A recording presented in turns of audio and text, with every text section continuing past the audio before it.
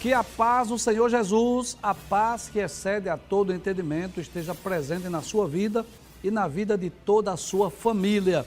Estamos iniciando mais um Instantes Finais e eu quero agradecer por sua audiência, a você que gosta de estudar as profecias bíblicas, gosta dos eventos escatológicos e principalmente do livro do Apocalipse. Que Deus te abençoe, que as bênçãos de Deus continuem sendo derramadas sobre você e sua família e seja muito bem-vindo aos Instantes Finais. Lembrando que você pode assistir a nossa programação pela TV, pelo YouTube ou pelo site www.iadpeplay.org.br e também você pode ter a opção de baixar o aplicativo da Rede Brasil no seu celular. Visite lá o Play Store, baixe o aplicativo Rede Brasil TV e assista em qualquer lugar a nossa programação no seu celular. E você pode também, se você preferir, se você desejar entrar em contato conosco, enviar a sua mensagem, a sua pergunta, a sua crítica, a sua opinião, fique à vontade. Você pode fazer isso através do WhatsApp do programa, o número é 994661010. Se você está acompanhando diariamente ao nosso programa, você sabe que nós estamos estudando o capítulo 12 do livro do Apocalipse, que é esse texto aí que descreve a visão da mulher e o dragão. Nós já estudamos 10 versículos, são 17 o capítulo 12. Nós já estudamos 10 versículos e hoje nós vamos dar continuidade. Na realidade, nós pretendemos concluir hoje o estudo do capítulo de número 12. Mas antes de darmos início, de darmos continuidade, não é?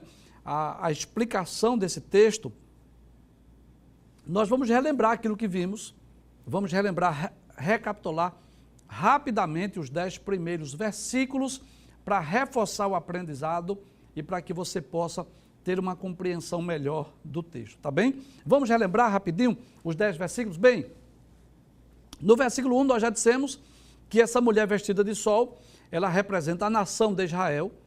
Ela está vestida de sol com a lua debaixo dos pés, porque Israel deveria ser luz para o mundo, e essa coroa de 12 estrelas representa as 12 tribos de Israel.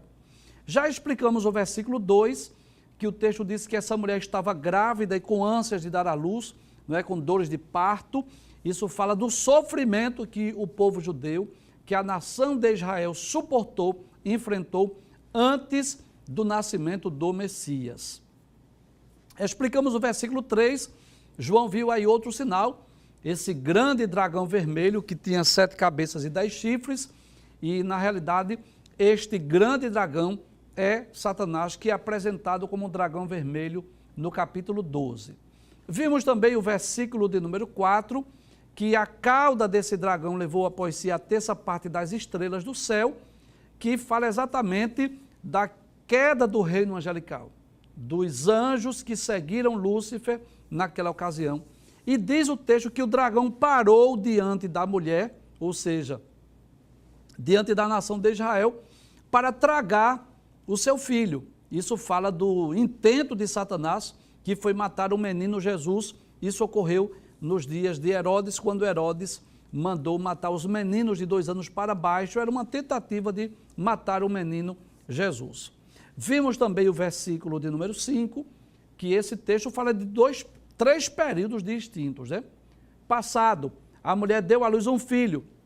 Isso é o passado, né? Quando Jesus veio ao mundo através da nação de Israel.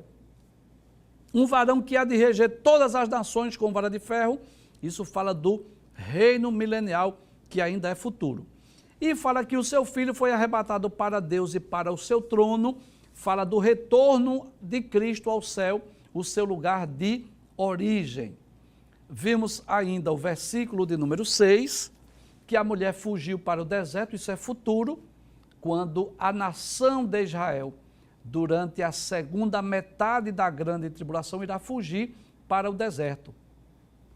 Mas Deus irá cuidar do povo de Israel. O texto diz que já tinha um lugar preparado por Deus. É Deus que vai preparar um lugar para o povo judeu que estiver fugindo da perseguição promovida pelo anticristo.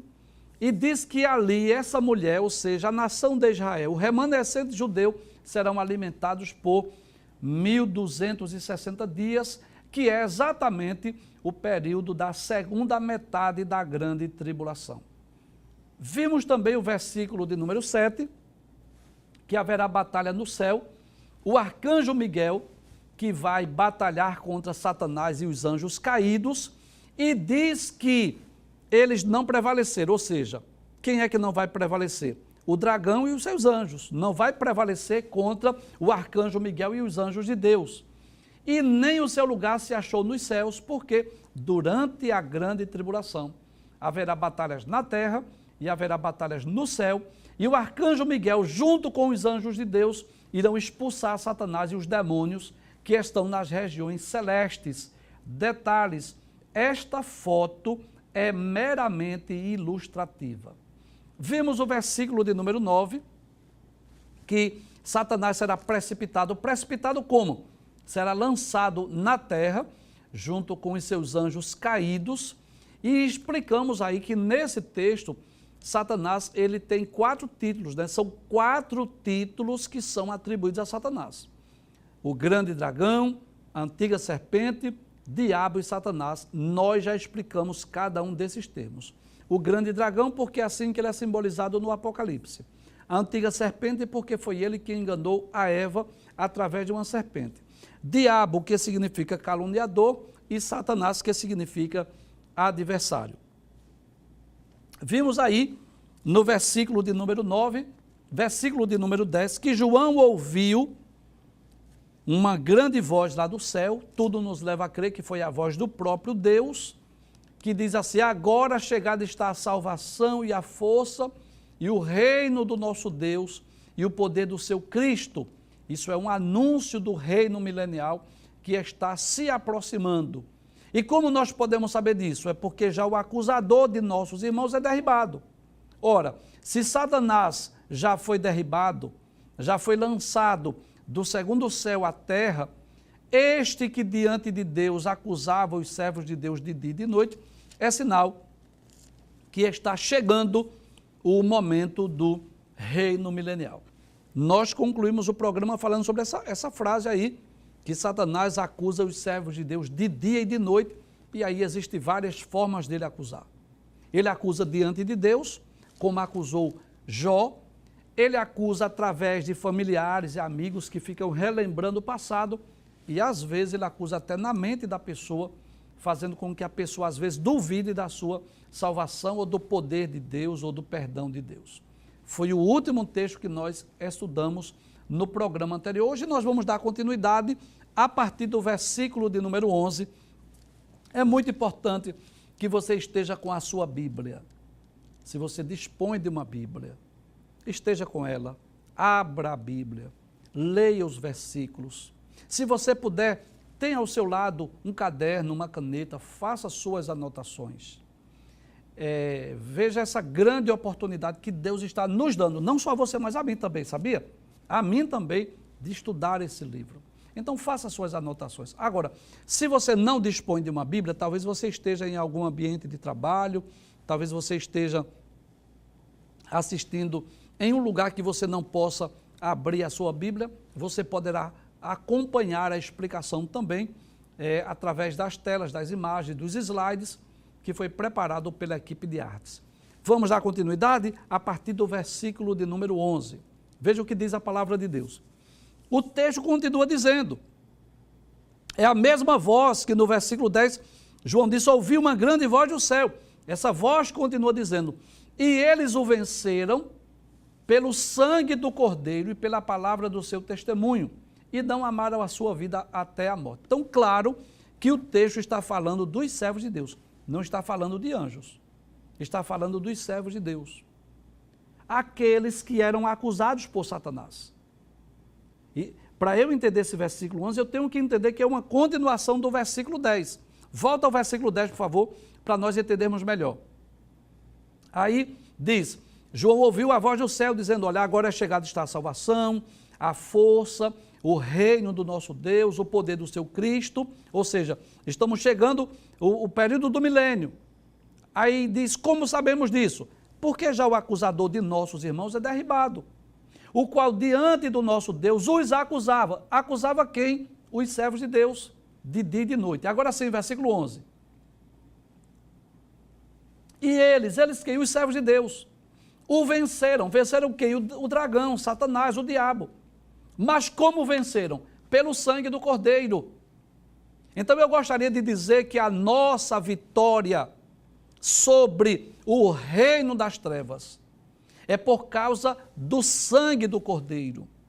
Não é pelos nossos méritos, não é pela nossa força pessoal, mas pelo sangue do Cordeiro. Foi através do sangue de Jesus, que foi derramado lá na cruz do Calvário há cerca de 2 milênios, que nós podemos vencer Satanás. Foi através desse sangue que a nossa salvação foi comprada. O apóstolo Pedro diz isso. Não foi com coisas corruptíveis, como prata ou ouro, que nós fomos resgatados da nossa maneira de viver, mas com o precioso sangue de Cristo, como de um cordeiro mudo e incontaminado. Então, Jesus, ao ir na cruz do Calvário, dar a sua vida por nós, derramar o seu sangue por nós, Jesus estava nos garantindo a salvação.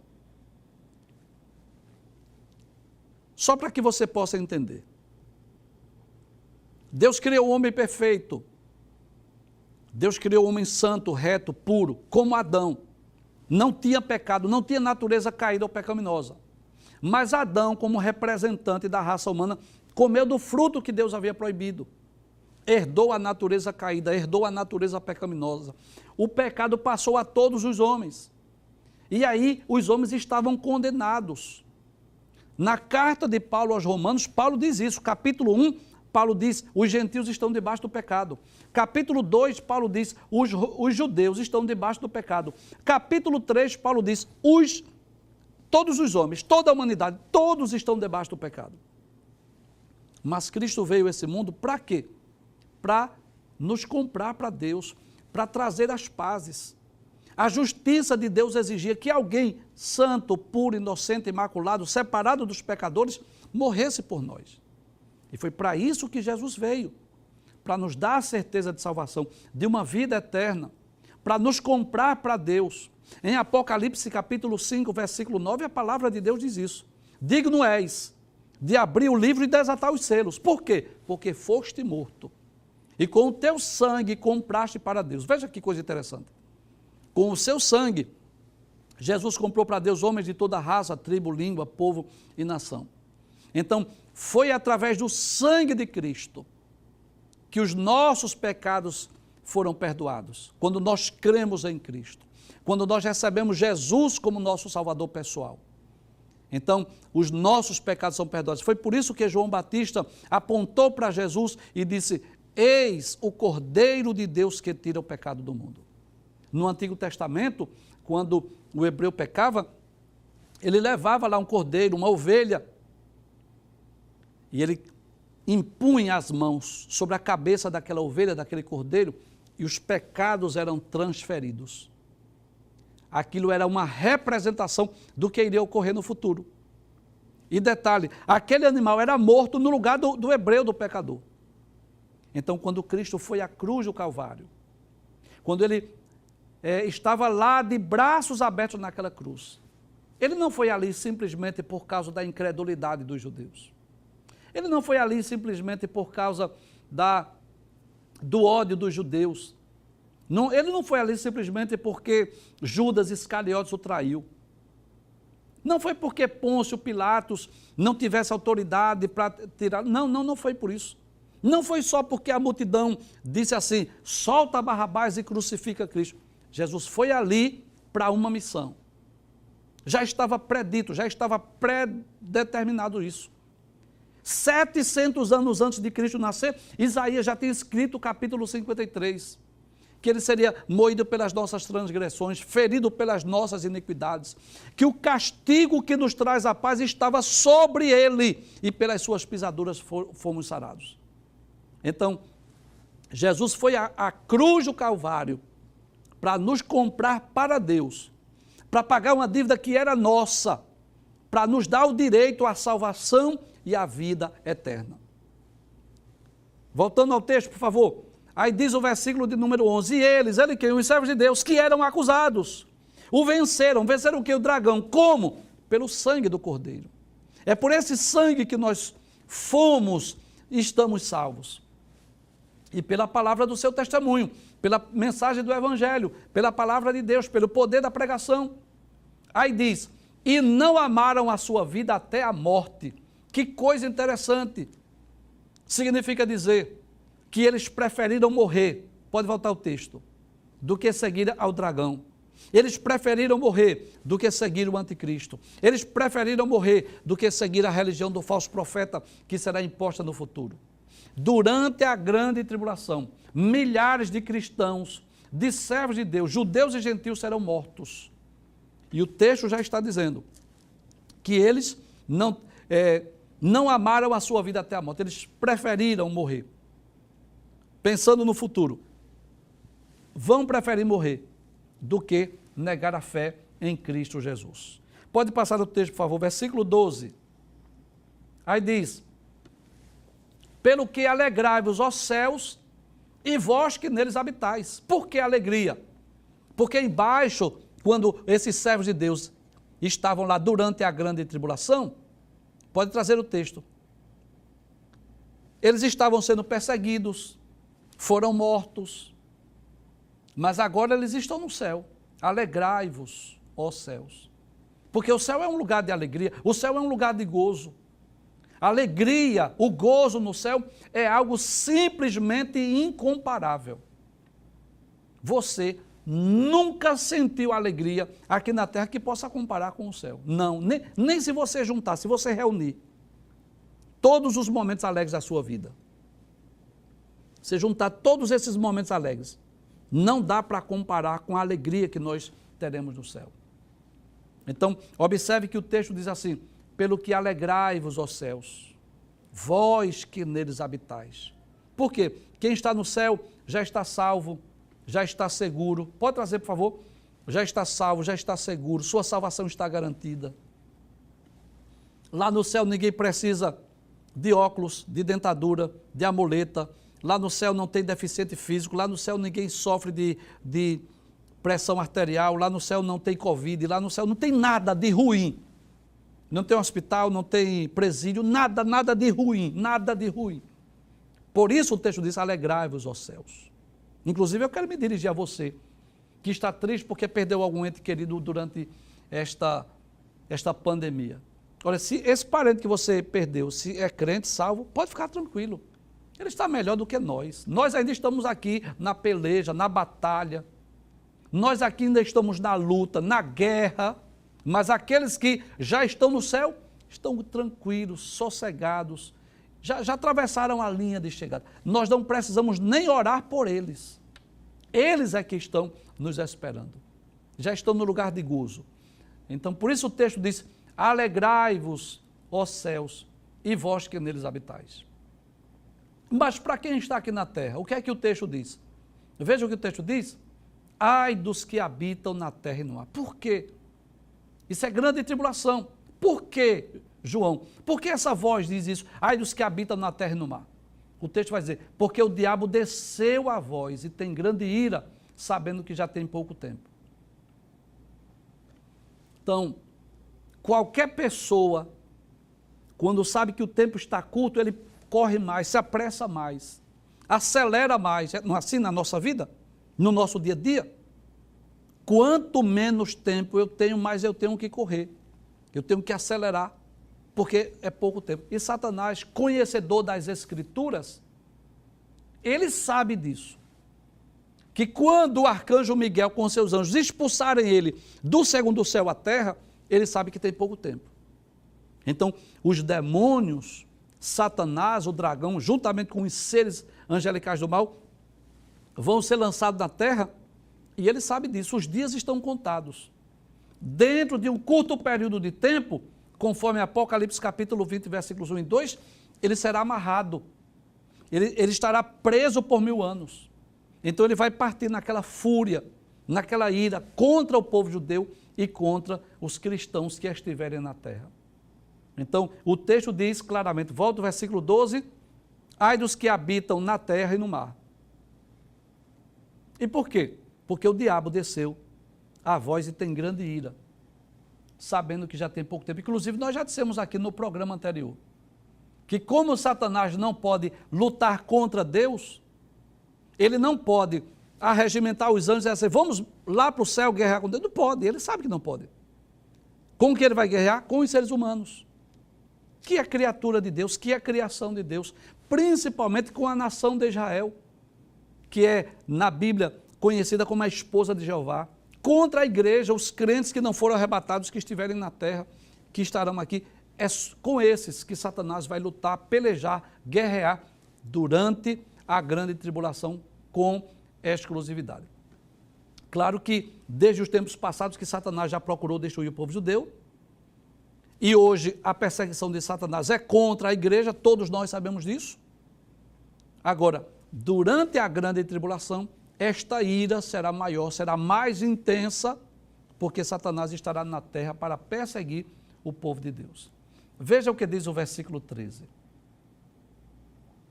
Aí diz, e quando o dragão viu que fora lançado na terra, ou seja, quando o arcanjo Miguel com seus anjos expulsar Satanás, o que é que ele vai fazer? Perseguiu a mulher que dera à luz o varão. Veja que coisa interessante. Ele já não pode mais perseguir o varão, porque o varão já foi tomado para Deus. Mas ele vai perseguir contra quem? Contra a mulher. É mais uma investida contra a nação de Israel, contra o povo judeu. Como sabemos disso? Claro, desde o versículo 1 que nós estamos explicando, que esta mulher representa a nação de Israel. Então, durante a grande tribulação, a ira de Satanás será ainda maior contra quem?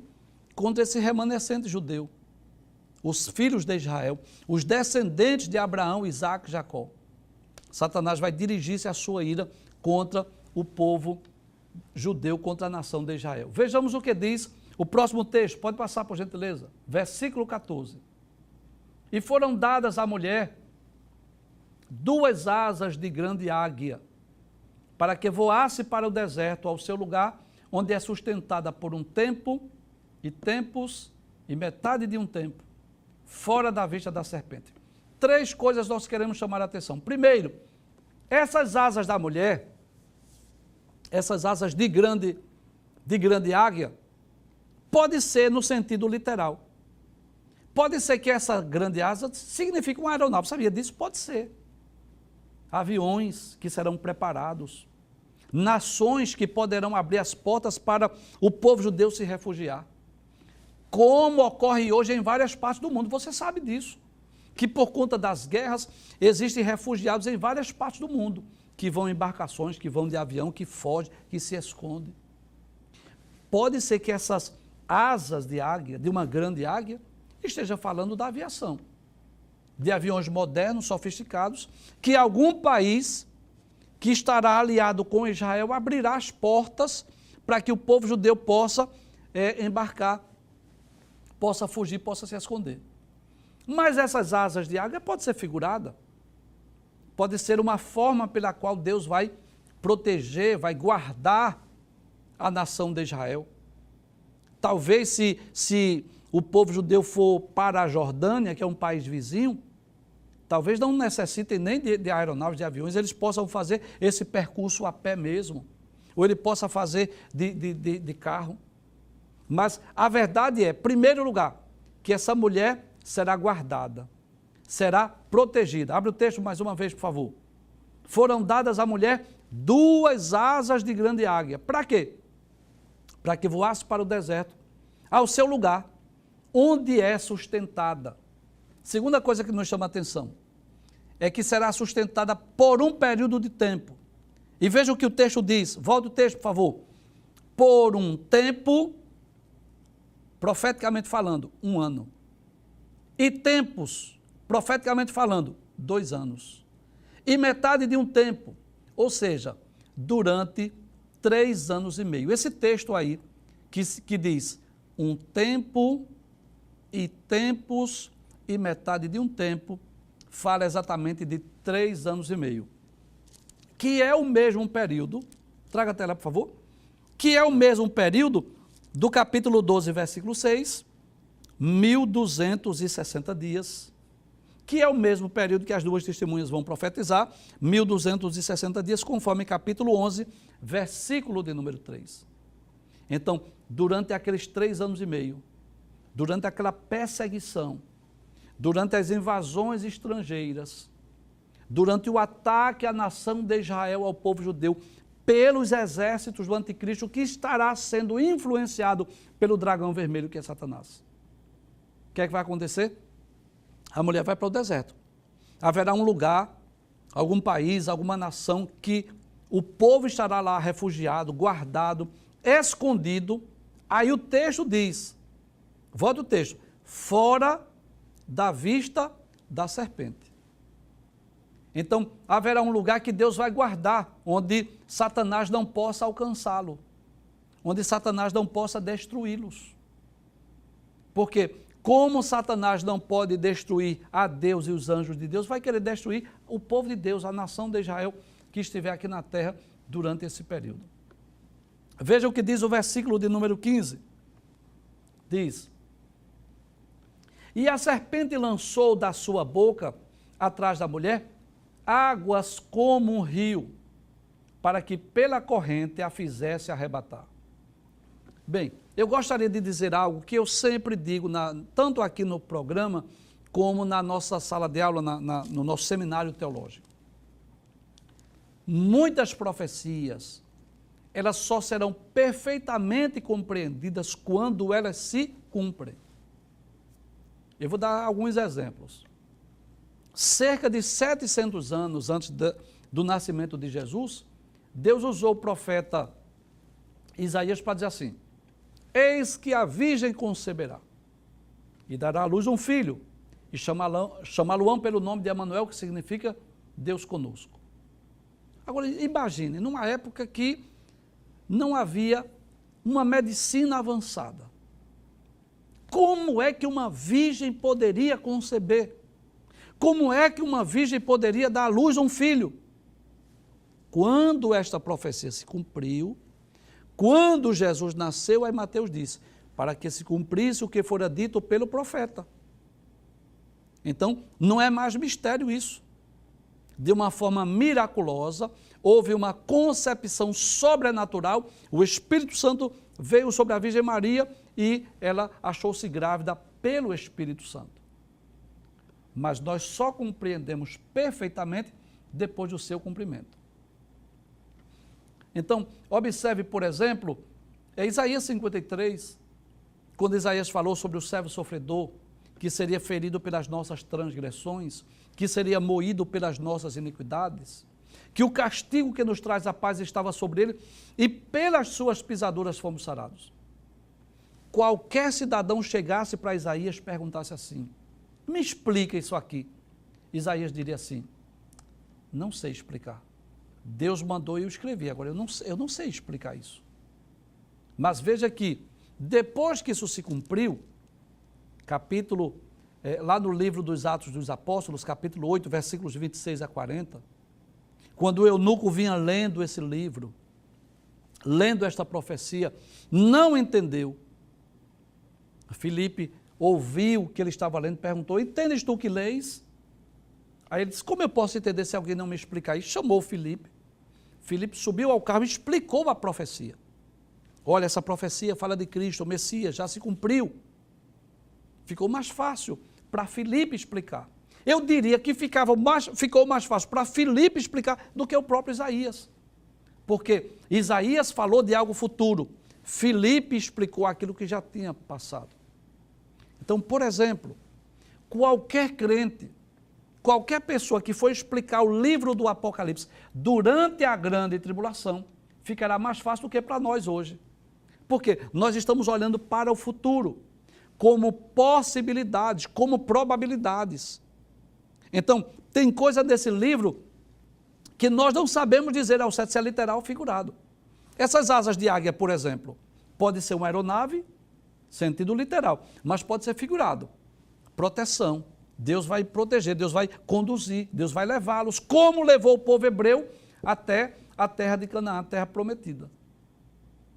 Então, esse versículo 15, por que eu expliquei isso? Por conta desse versículo 15. Volto mais uma vez. E a serpente lançou da sua boca atrás da mulher água como rio. Isso pode ser literal? Pode. Digamos, por exemplo, que o povo de Israel, os refugiados, os remanescentes do povo judeu, esteja, por exemplo, num túnel subterrâneo. Por exemplo. E de alguma forma, Satanás vai fazer com que haja infiltrações de águas, chuva, tempestade, ou através de recursos humanos, de algum recurso, encher aqueles túneis subterrâneos para matar o povo judeu. É possível que isso seja literal. Mas há também quem diga que isso são nações, são povos, que essas águas são exércitos, são soldados. Eu prefiro crer na literalidade. Se você está acompanhando o programa, você sabe disso. Sempre que possível, estamos pensando na literalidade. É possível que seja rio mesmo, seja água. Em algum túnel, em algum lugar, algum país em que o povo de Israel esteja, Satanás, de alguma forma, fazer com que haja uma enchente, fazer com que as águas possam transbordar, numa tentativa de destruir o povo judeu, o povo de Israel. Mas Deus vai socorrê-los, Deus vai protegê-los. Veja o que o texto diz, versículo 15, pode voltar.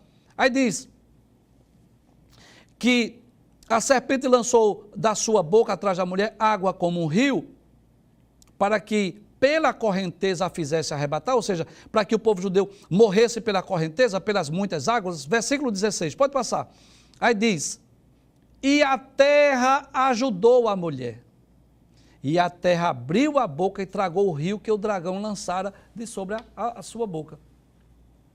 Então, pode ser que Deus venha agir, intervir, através talvez de um terremoto, ou fazer com que as próprias águas possam puxar aquelas águas, a própria terra, sugar aquelas águas, para que aquela enchente, para aquela água não venha destruir o povo de Israel. Mas o que é que eu quero dizer? O mais importante para nós do texto não é saber se é literal ou se é figurado. Se essa água é de uma enchente, de uma inundação, de uma irrigação, ou se essa água fala de exército, de nações, de soldados. Isso não é o mais importante. O mais importante é nós sabermos que durante a segunda metade da grande tribulação, a mulher será perseguida, Satanás irá querer destruir a nação de Israel, mas Deus irá proteger. Esse remanescente judeu, Deus irá protegê-los, Deus irá guardá-los com vida. Nem todos os judeus hão de morrer. Versículo de número 17, que é o último versículo que nós vamos estudar hoje. E o dragão irou-se contra a mulher, mais uma vez. A ira do dragão é contra o povo judeu, contra a nação de Israel. E foi fazer guerra ao resto da sua semente. E aos que guardam os mandamentos de Deus e têm o testemunho de Jesus Cristo. Então, é aí, irmãos, que nós cremos que terá início o período da batalha do Armagedon. Nós já explicamos aqui o que é a batalha do Armagedon. Será uma guerra, no sentido literal, uma espécie de uma guerra mundial. Eu não sei se será a terceira.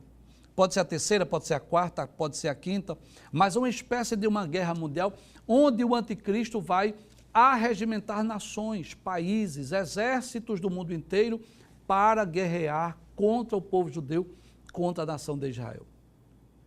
Claro que essa guerra, essa batalha, ela tem propósitos de Satanás, ela tem propósitos do anticristo, mas ela tem propósito divino. Nós já explicamos sobre isso. Se você desejar, você pode ir lá no playlist, onde nós explicamos uma série de programas sobre os eventos escatológicos, e um deles foi exatamente sobre a batalha do Armagedon. E o que é que nós dissemos naquela ocasião? Primeiro, há um interesse de Satanás destruir o povo judeu. E por que Satanás quer? Irado com este povo. Foi através deste povo, foi através dessa nação que veio o Messias, o Salvador, o Cristo. Lembra que a ira de Satanás, lá nos primeiros versículos, era contra a mulher, porque ela estava grávida, com ânsia de dar à luz? Qual era o desejo de Satanás? Matar o menino. Quando o menino nascesse, tragar o menino. Não é assim que diz o texto?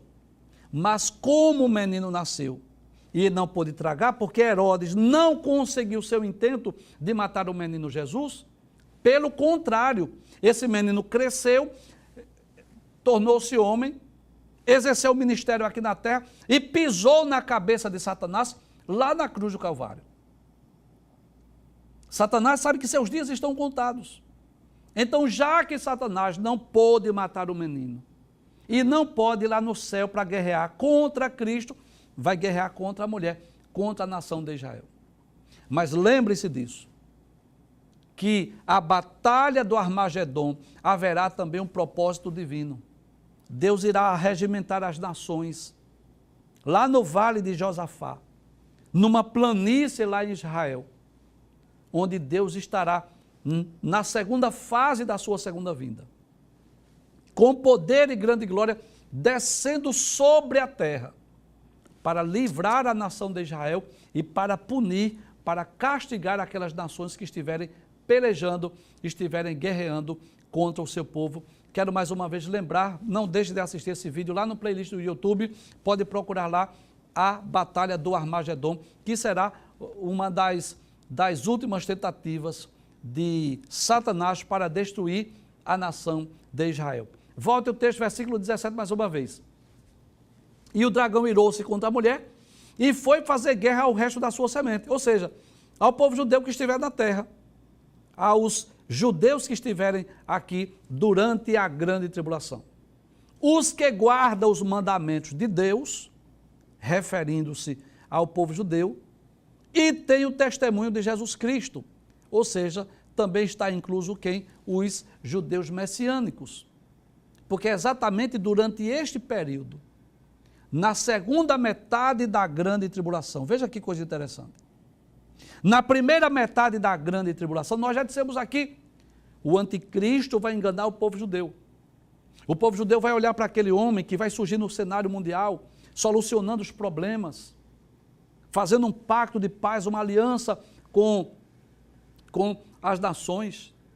Tudo nos leva a crer que ele fará um pacto de paz com as religiões monoteístas, cristianismo, judaísmo e islamismo. Tudo nos leva a crer que será durante a grande tribulação que será erguido o templo lá em Jerusalém.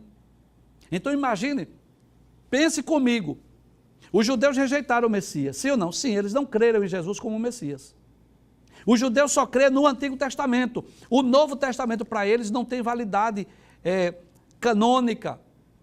Para o judeu mesmo, a não ser o judeu que é messiânico, eles não creem nos evangelhos, não creem em Atos, não creem nas epístolas e nem no Apocalipse.